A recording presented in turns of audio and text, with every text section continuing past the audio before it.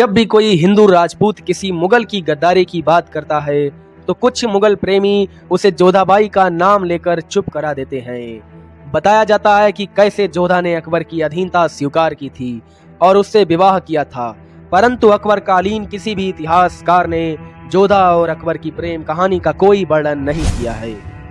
महारानी जोधाबाई जो कभी थी ही नहीं, लेकिन बड़ी सफाई से उनका अस्तित्व गढ़ा गया और हम सब इस झांसे में आ भी गए।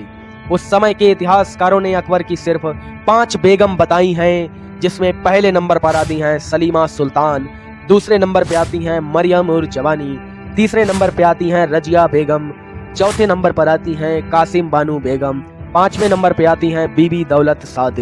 अकबर ने खुद अपनी आत्मकथा अकबरनामा में भी किसी हिंदू रानी से विवाह का कोई जिक्र नहीं किया, परंतु हिंदू राजपूतों को नीचा दिखाने के षड्यंत्र के तहत बाद में कुछ वामपंथी इतिहासकारों ने अकबर की मृत्यु के करीब 300 साल बाद 18वीं सदी में मरियम उर जवानी को जोधाबाई बताकर एक झूठी अफवाह फैलाई और इसी अफवाह के आधार पर अकबर और जोधा की प्रेम कहानी के झूठे किस्से शुरू किए गए, जबकि खुद अकबरनामा और जहांगीरनामा के अनुसार ऐसा कुछ नहीं था।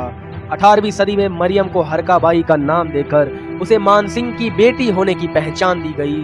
फिर 18वीं सदी के अंत में एक ब्रिटिश लेखक जेम्स हॉर्ड ने अपनी किताब analysis and antics of Rajasthan में मरियम से हरकाबाई बनी इस रानी को जोधाबाई बताना शुरू कर दिया और इस तरह से झूठ आगे जाकर इतना प्रबल हो गया कि आज यही झूठ भारत के स्कूलों के पाठ्यक्रम का हिस्सा बन चुका है और जन जन की जुबान पर यह झूठ सत्य की तरह आ चुका है और इसी झूठ का सहारा लेकर राजपूतों को नीचा दिखाने की कोशिश की जाती है। जब भी मैं जोधाबाई और अकबर के विवाह प्रसंग को सुनता या देखता हूँ तो मन में कुछ ऐसे सवाल आते हैं जिनका कोई उत्तर नहीं है। आन बान शान के लिए मर मिटने वाले, सूरवीरता के लिए पूरे विश्व में प्रसिद्ध भारतीय क्षत्रिय अपनी अस्मिता से क्या कभी इस तरह का समझौता कर सकते हैं?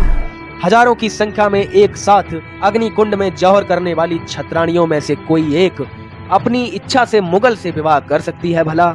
और अकबर के दरबारी अबुल फजल द्वारा लिखित अकबरनामा पुस्तक में कहीं पर भी जोधाबाई का उल्लेख नहीं मिलता है और जहांगीर की आत्मकथा तुजुक ए जहांगीरी में कहीं भी उनकी माता जोधाबाई का एक बार भी कोई जिक्र नहीं मिलता है। जोधाबाई के बारे में सभी ऐतिहासिक दावे झूठे समझे जा रहे हैं। कुछ पुस्तकों और इंटरनेट की उपलब्ध जानकारी के पश्चात हकीकत सामने आई कि जोधाबाई का पूरा इतिहास में कोई जिक्र या नाम नहीं है। अब हम आपको बता दें कि इतिहास में जो आमेर के राजा द्वारा संधि हुई थी, जिसमें एक कन्या की अकबर से शादी हुई थी, यह बात बिल्कुल सत्य है, परंतु वह आमेर की राजकुमारी नहीं थी। आमेर के राजा भारमल के दहेज में उनके ससुर ने एक रुकमा नाम की पर्सियन दासी भेंट की थी, जिसकी एक छोटी सी पुत्री भी थी। रुकमा की बिट्टी होने के कारण उस लड़की को सब रुकमा बिट्टी नाम से बुलाते थे, लेकिन आमेर की महारानी ने रुकमा बिट्टी को हीर कुंवर नाम दिया, क्योंकि हीर कुंवर का लालन पालन राजपूताना में हुआ, इसलिए वह राजपूतों के रीति रिवाज से ही भली भांति परिचित थी।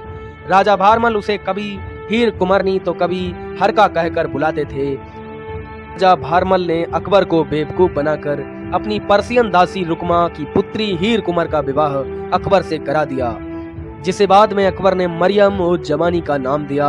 अब एक सवाल मन में और आता है कि जब वो लड़की दासी की पुत्री थी तो उसे भारमल की बेटी क्यों माना जाता है? तो उसकी एक वजह है, क्योंकि राजा भारमल ने उसका कन्यादान किया था, इसलिए ऐतिहासिक ग्रंथों में हीर कुंवर को राजा भारमल की पुत्री बता दिया, जबकि वो एक दासी पुत्री थी। राजा भारमल ने यह विवाह एक समझौते के तहत किया था। इस विवाह के विषय में अरब की बहुत सी किताबों में यह लिखा है कि एक मुगल शासक का विवाह एक पर्सियन दासी से करा दिया गया। एक और तथ्य मिलता है कि पहले भारतीय राजाओं के दरबारों में राव और भाटों का विशेष स्थान होता था। वे राजाओं के इतिहास को लिखते थे और बीरबदाली गाते थे, मतलब एक तरीके से राजाओं को मोटिवेट करते थे। उन्होंने अपनी किताबों में साफ साफ लिखा है, गढ़ आमेर आई तुर्कन फौज ले ग्याली पसवान, कुमारी राण राजा राजपूता लेली इतिहासा, पहली बार लेली बिना लड़े जीत। मतलब आमेर किले में मुगल फौज आती है और एक पर्सियन दासी की पुत्री को ब्याह कर ले जाती है। हे रण के लिए पैदा हुए राजपूतों, तुमने इतिहास में ले ली बिना लड़े जीत। ये ऐसे कुछ तथ्य हैं जिनसे एक बात समझ में आती है कि किसी ने जानबूझकर गौरवशाली क्षत्रिय समाज को नीचा दिखाने के उद्देश्य से ऐतिहासिक तथ्यों से छेड़छाड़ की और यह प्रयास आज भी जारी है। अगर वीडियो अच्छा लगा हो तो प्लीज चैनल को सब्सक्राइब कर लीजिए ताकि ऐसे ही अनसुने इतिहास के पन्ने हम आप तक ला सकें।